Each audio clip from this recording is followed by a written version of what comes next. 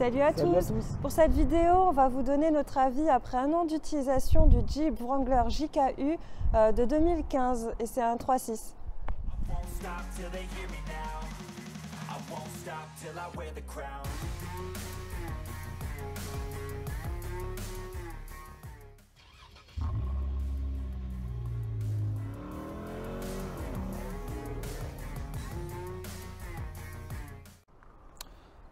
Donc ceci est un Jeep Wrangler JKU équipé du moteur 3.6 Pentastar.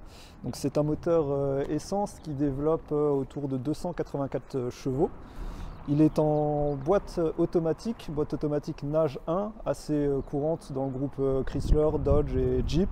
Donc c'est une boîte qui est fabriquée par Mercedes, qui est quand même ancienne, mais qui a la réputation d'être quasiment indestructible, quasiment une des meilleures boîtes automatiques du marché au niveau de la fiabilité. De ce point de vue-là, aucun souci. Donc le Jeep Wrangler, vous pouvez l'avoir également en version diesel avec le 2.8 CRD qui est fabriqué par VM Motori, donc moteur italien. Vous pouvez l'avoir également en essence dans les versions antérieures à 2011 avec le moteur essence 3.8 qui développe autour de 200 chevaux si je ne me trompe pas. Pareil pour le moteur diesel, environ 200 chevaux, 177 chevaux pour les modèles les plus anciens. Donc là pour cette version, il s'agit d'un modèle Sahara.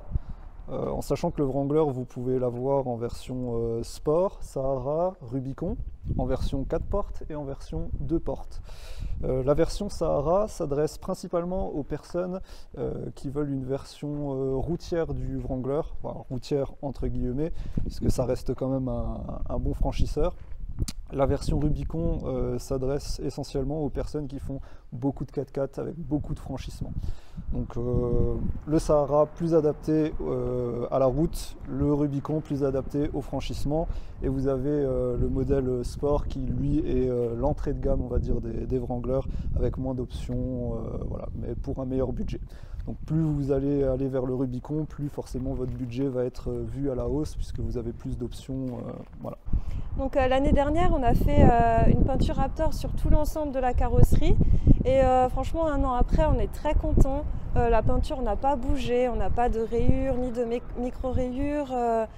Alors qu'on a fait quand même beaucoup de kilomètres, on a traversé des pays, des chemins, des petits chemins à côté de petits arbustes et tout, et franchement ça n'a pas bougé, elle est encore comme neuve et c'est très facile à laver, franchement on n'a pas de souci avec ça. On est vraiment très satisfait de cette peinture Raptor.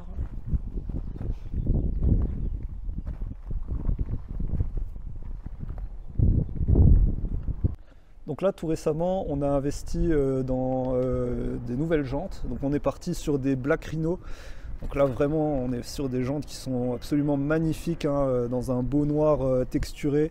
Donc pareil, elles sont toutes neuves en 17 pouces et on en a profité pour l'équiper avec des pneus plus gros, donc du 33,2 pouces, des Geolandar MT de la marque Yokohama. Donc là c'est du 295/70 R17.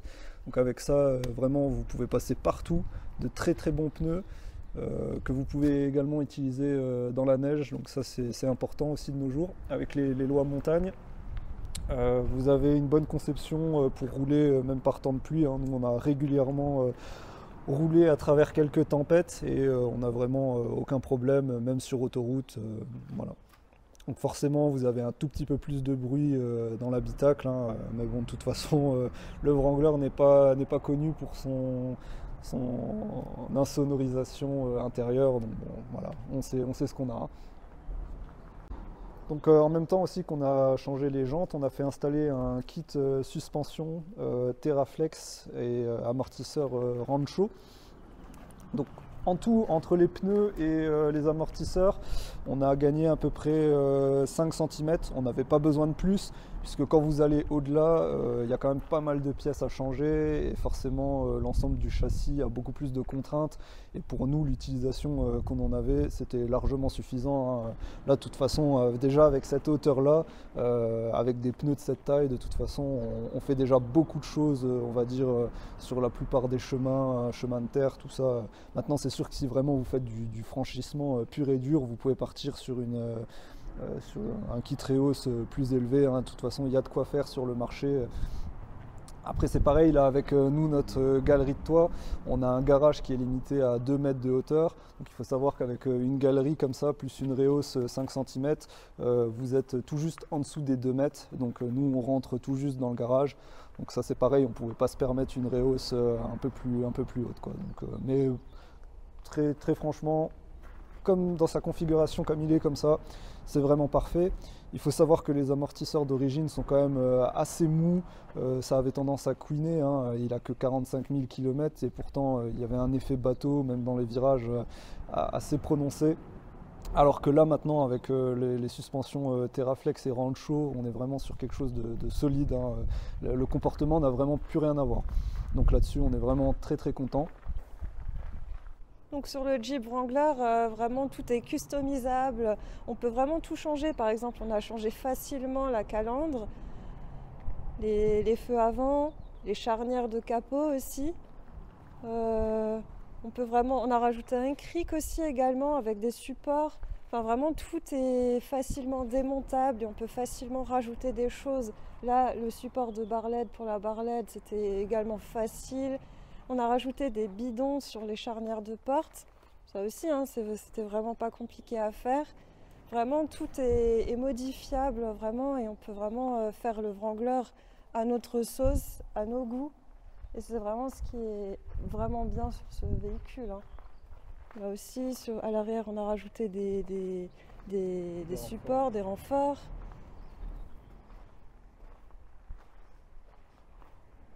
On a changé la trappe à essence aussi. Ouais, vraiment tout est modifiable, démontable facilement. C'est vraiment pas sorcier. Donc là maintenant on va parler spécifiquement du moteur 3.6 Pentastar.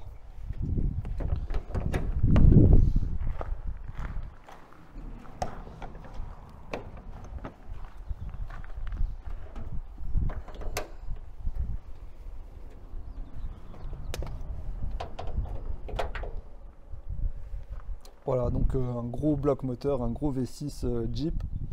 Donc il faut savoir que le moteur 3.6 Pentastar aujourd'hui a été fabriqué par le groupe Chrysler à des millions d'exemplaires.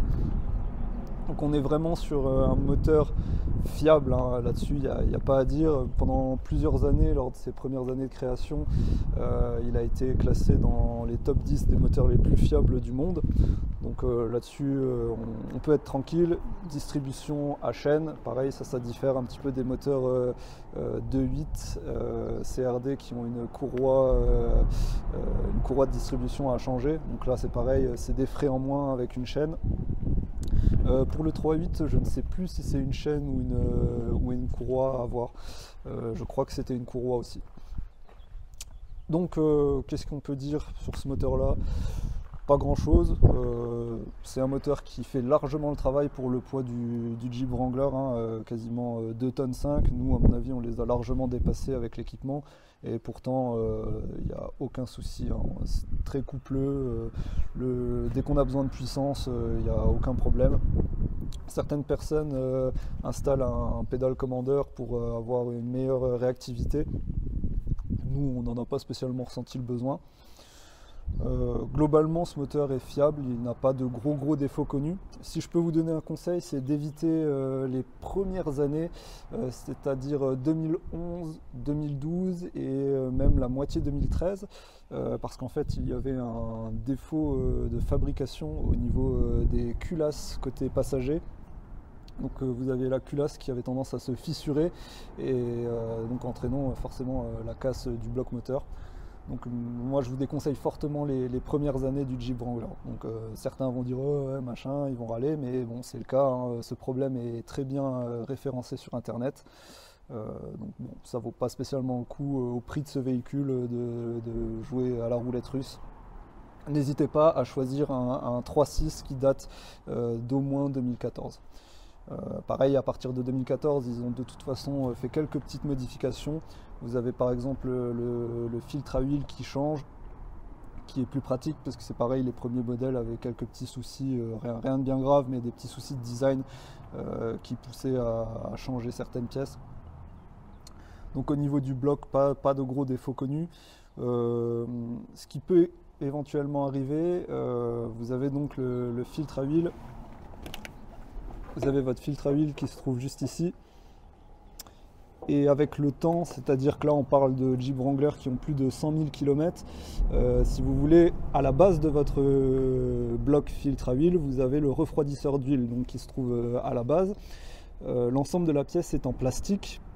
Et malheureusement, l'utilisation massive de plastique dans ce moteur-là fait qu'avec les différents cycles de chauffe, tout ça, le plastique soit se déforme, soit craque, et il finit par y avoir une fuite au niveau du refroidisseur d'huile. Donc ceux qui ont connu les Chrysler 300C avec le moteur 3 litres Mercedes savent de quoi je parle. Ce refroidisseur d'huile se situe au milieu du V du moteur, et pour le remplacer, vous devez donc enlever tous les accessoires qui sont au-dessus, l'admission, c'est pareil pour faire les bougies, tout ça, vous avez toujours besoin d'enlever le collecteur d'admission. Donc c'est quand même un moteur qui demande un peu plus de boulot, par exemple que toute la gamme EMI, les 5.7, 6.4, tout ça sont quand même beaucoup plus simples d'entretien que ce simple V6 par exemple. Donc voilà, peut-être ce défaut auquel il faut faire attention si vous achetez un Wrangler kilométré. Donc pour voir si ce véhicule a le défaut, en fait vous prenez simplement une lampe torche, vous éclairez au niveau du filtre à huile et vous regardez en fait dans le fond autour s'il y a une marée noire d'huile moteur.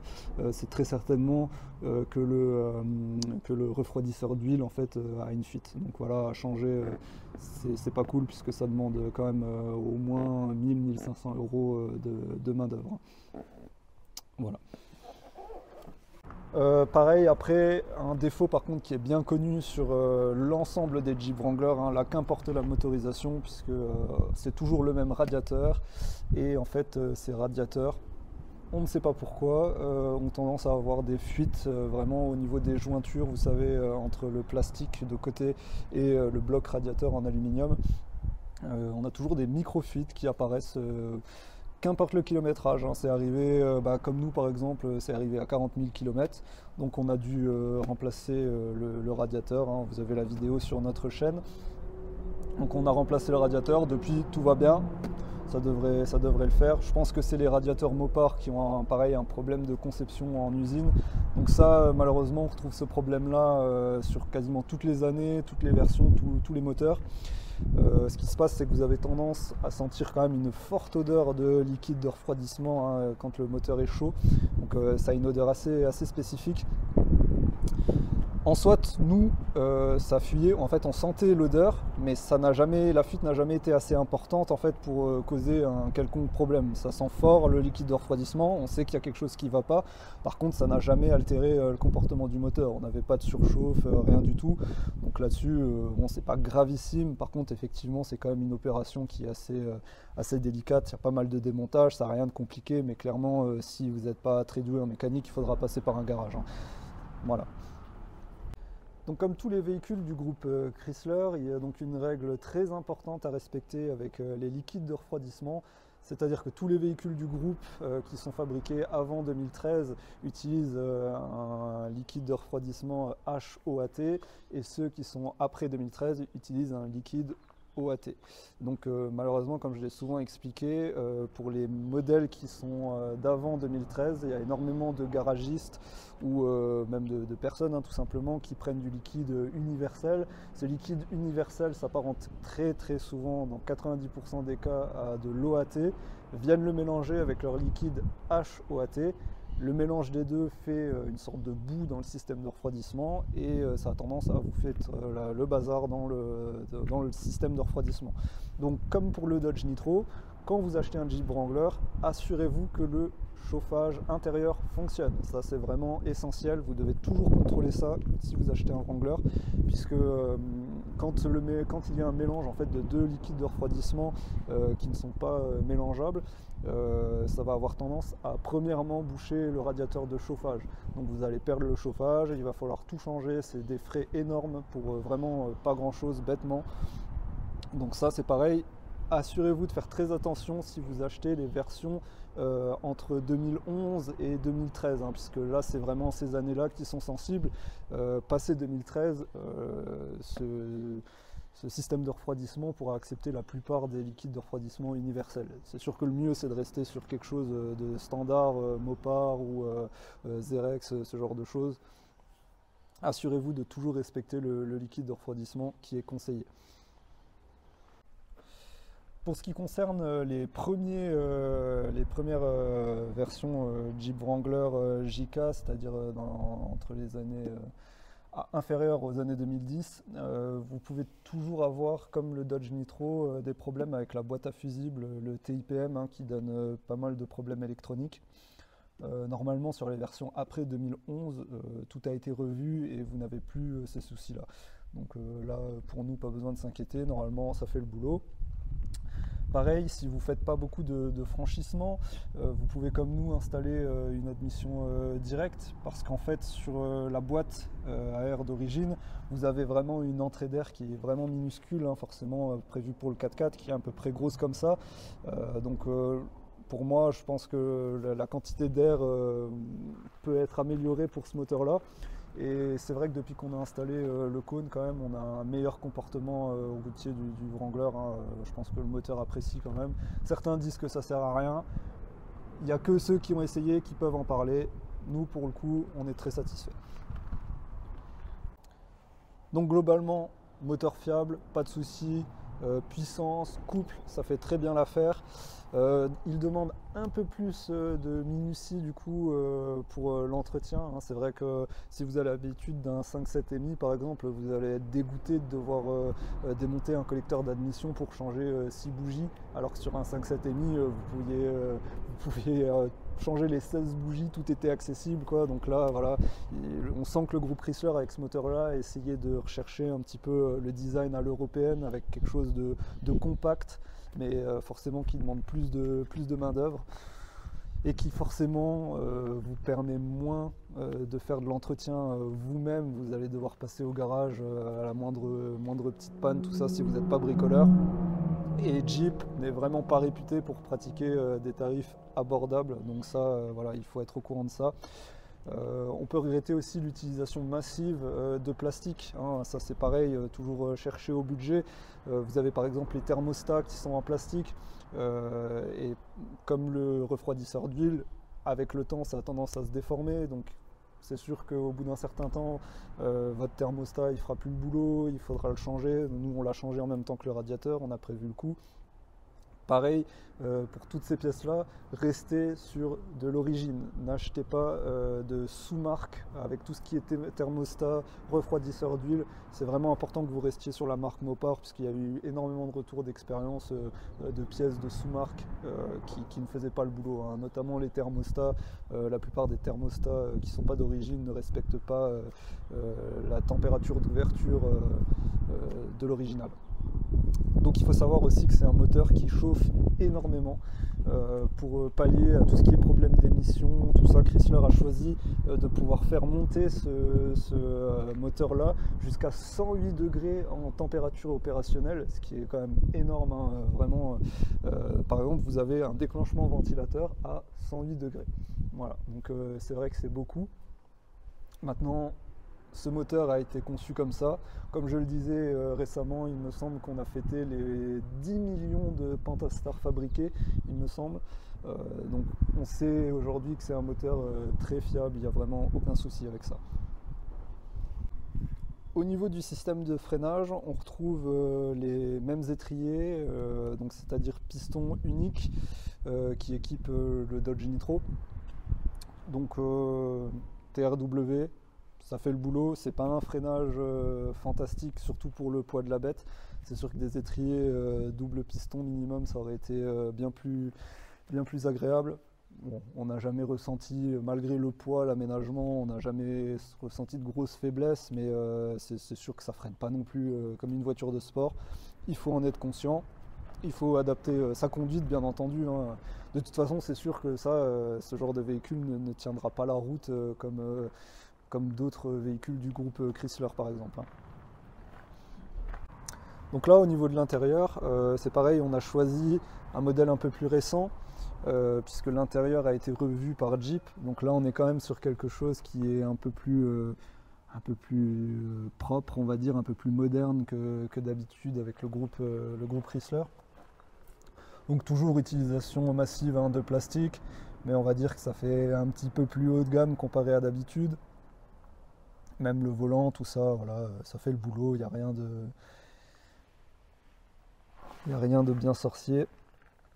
C'est propre, vous avez les sièges en cuir chauffant, avec la petite broderie Sahara.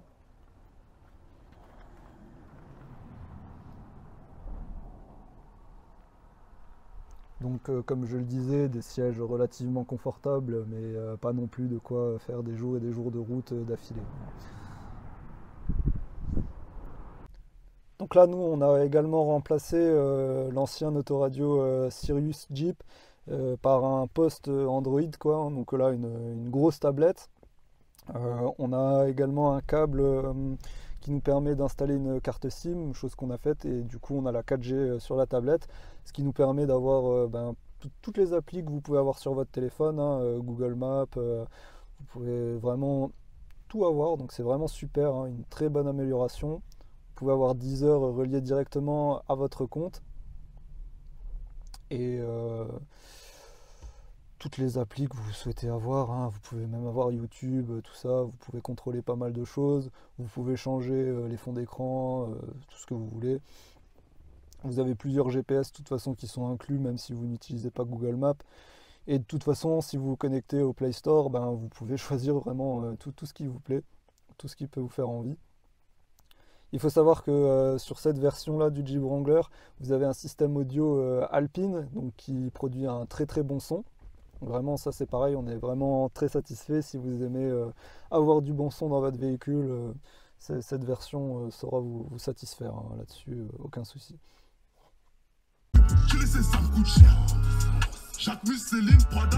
Si vous aimez la liberté avec les Wranglers, ce qui est bien, c'est que vous pouvez enlever tout le toit complètement ou juste la première partie pour avoir les cheveux dans le vent. Ça peut être vraiment cool en été. Vous pouvez également enlever les portes pour rouler en mode buggy. Et franchement, ça peut être très sympa en été. Nous, on ne le fait pas parce qu'il est aménagé et donc c'est un peu compliqué. Mais vraiment, ça peut être vraiment sympa en été d'avoir vraiment un véhicule ouvert de partout. Ça peut être cool.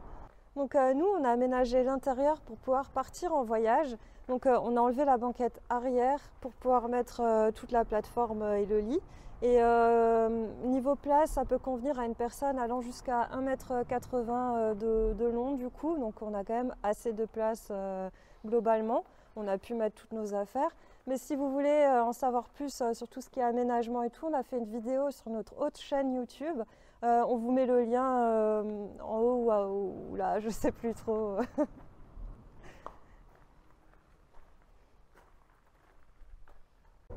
Moi personnellement je fais 1,62 m, donc je suis assez petite et c'est assez limite je trouve pour rouler avec. J'arrive, on fait beaucoup de kilomètres, on voyage avec, mais par contre niveau pédale ça aurait été bien que ce soit réglable un petit peu quand même. Donc j'y arrive, ça va, c'est faisable, mais je trouve que je suis un petit peu petite et que c'est bête du coup qu'on puisse pas les régler. Donc du coup, en conclusion, c'est un très bon véhicule, relativement fiable, qui va demander un peu plus d'entretien forcément, puisque vous avez tout ce qui est pont avant, boîte de transfert en plus, par exemple d'une voiture qui est simple propulsion.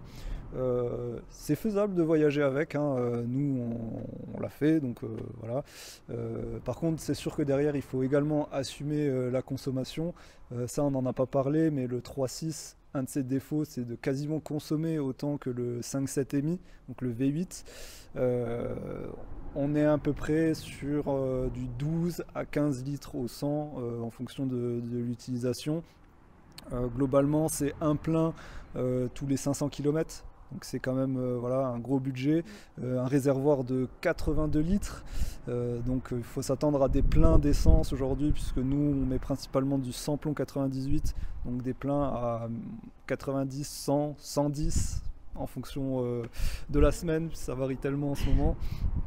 Donc voilà, il faut assumer ce petit budget là si vous faites beaucoup de trajets avec. Sinon, si c'est un véhicule pour vous éclater le week-end dans les bois, ou même pour un usage type chasse, pêche, c'est vraiment un très très bon véhicule. C'est vraiment même parfait, très adapté. Comme je disais, si vous êtes un amoureux des véhicules de type classe G, ça vous permettra quand même d'avoir un bon véhicule qui passe partout pour un prix moindre. Même si effectivement le Jeep Wrangler reste un véhicule qui est très très cher, hein. C'est sûr qu'il y a un écart de prix assez mystérieux entre les muscle cars par exemple de Dodge ou même les gros SUV Chrysler, Dodge ou Jeep qui ne s'expliquent pas trop, puisque ce n'est pas non plus comme si on avait une fiabilité au top, une qualité exceptionnelle. Vraiment on est sur quelque chose de standard, donc c'est vrai qu'il y a un petit décalage de prix. Par contre c'est vrai que le Jeep Wrangler est réputé pour garder sa valeur. C'est peut-être même une des voitures qui garde le plus sa valeur au monde, ça on en parle régulièrement. Donc là-dessus, vous êtes sûr de ne pas perdre trop d'argent non plus à la revente, hein. C'est un véhicule qui est recherché et même vous pourrez toujours en tirer un bon prix du moment que vous l'entretenez comme d'habitude. Sinon, autrement, on en est très satisfait, on a passé vraiment une très bonne année avec lui.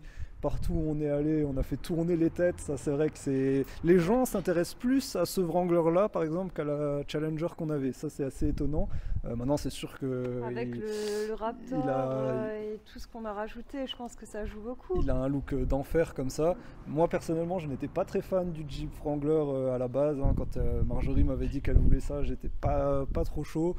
Mais je me suis dit, allez, il y a tellement de possibilités de customisation. C'est ça qui est vraiment génial, c'est que le Jeep Wrangler, vous pouvez le faire à votre goût, c'est votre Jeep, et vraiment ça c'est sûr que c'est exceptionnel pour ce genre de véhicule.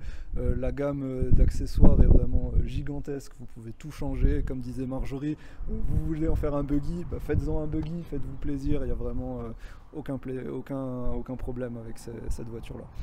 Chaque Jeep est unique en soi du voilà, coup, c'est ça, donc c'est ce qui est vraiment bien là-dessus. Et vous pouvez toujours compter sur quand même une grosse communauté sur les réseaux, tout ça pour vous aider. Parce que comme je le disais, mais ça c'est vraiment... dès que vous avez une voiture américaine ou même une voiture tout court aujourd'hui, tout ce qui est concession ou garage vont essayer de vous prendre un max à chaque fois pour des petites pannes, des petites choses que vous pouvez faire vous-même. Il y a énormément de choses qui sont accessibles sur ces moteurs américains. C'est sûr que c'est pas les voitures les plus fiables comme toujours, mais en revanche il y a énormément de choses que vous pouvez faire vous-même, vous pouvez apprendre. Marjorie et moi on connaissait rien de la mécanique et en moins de 5 ans on fait quasiment tout nous-mêmes désormais, donc vraiment il faut pas hésiter à se lancer. Si vous avez des questions, de toute façon nous on est là aussi pour vous aider, il n'y a vraiment aucun problème. Il y a aussi une question qui revient souvent, c'est quel Wrangler choisir entre le 2.8 et le 3.6 ou même le 3.8. Alors à ce niveau-là, nous on a eu le 2.8 sur le Dodge Nitro, donc un 4 cylindres. Ça faisait le travail, je trouvais que c'était déjà limite sur le poids du Dodge Nitro, donc sur le Jeep Wrangler qui est encore plus lourd, je pense que ça doit être quand même assez limite. Bon, la plupart des gens disent que ça fait le boulot. C'est sûr que c'est toujours pareil en fonction de l'usage que vous faites. Nous, c'est sûr qu'on sortait d'une Dodge Challenger, on se voyait mal repartir sur un 2.8 4 cylindres 200 chevaux. Le Dodge Nitro, en revanche, il faisait 177 chevaux, donc vous avez certains Jeep Wrangler qui sont encore avec le 2.8 à 177 chevaux. Très franchement, je pense qu'il est assez peu adapté à ce véhicule-là. Je vous conseille au moins, si vous êtes intéressé par le diesel, de partir sur le modèle 200 chevaux. Alors, vous êtes sûr au moins d'avoir plus de couple. L'avantage avec les moteurs à turbo, hein, voilà, vous avez un peu plus de couple pour compenser vraiment le poids du Wrangler. Donc à ce niveau-là, c'est pareil, il y a des gens qui vont dire oui, mais l'autonomie, tout ça, très sérieusement, ce 3.6 consomme autant que le Dodge Nitro qu'on avait avec le 2.8. Donc faites-vous plaisir, j'ai envie de dire, hein. De toute façon, avec les prix du diesel aujourd'hui, l'avantage il est quasi nul. Là, vous pouvez vous faire plaisir quand même avec un bon gros V6. Là, voilà, avec un échappement, vous avez une sonorité au top. Pareil, un moteur qui est plus simple que le moteur diesel. Donc après, c'est vraiment à vous de décider. Maintenant, si vous, l'idée première, c'est faire des économies de carburant, que ce soit l'un ou l'autre, je pense que ça va se jouer en dizaines d'euros grand max, quoi. Donc vraiment, n'espérez pas faire 300 km de plus avec le modèle diesel, c'est faux. Peut-être que le diesel arrivera à vous sortir 600, 650 km si vraiment vous avez une configuration légère. Nous, je pense que si maintenant on le remettait avec son poids d'origine, avec les pneus route, tout ça, je pense qu'on arrivait facilement aux 600 km aussi avec ce moteur-là, hein. Donc voilà, vraiment c'est à vous de voir, à vous de choisir. Pour ceux que ça intéresse et pour ceux qui nous suivent aussi avec nos tutos, toutes les modifications qu'on a faites sur le Wrangler tiennent très bien, et un an après on est encore très satisfait, que ce soit la barre LED, tous les feux qu'on a changés, tout fonctionne encore, et très bien d'ailleurs. Donc vraiment on est très content. Donc il y a un an, on a changé l'échappement d'origine contre un échappement Flowmaster. Donc franchement, c'est très bien. Le son, il est vraiment très rauque, très beau. Il y a même des gens qui pensent que c'est un V8, donc c'est assez cool. Mais par contre, si vous voulez voyager ou faire vraiment des longs trajets avec, je pense que c'est quand même un peu trop bruyant, trop violent. Parce que c'est vrai qu'à l'intérieur, on l'entend quand même beaucoup. Donc ça peut être gênant. Nous, bon, ça va, on a l'habitude, ça ne nous dérange pas trop. Mais c'est vrai que des heures et des heures avec ce son, c'est quand même... on ressort la tête quand même un petit peu grosse quand même. Donc on en est content, mais c'est bruyant. Donc il faut vraiment être conscient de ça, hein.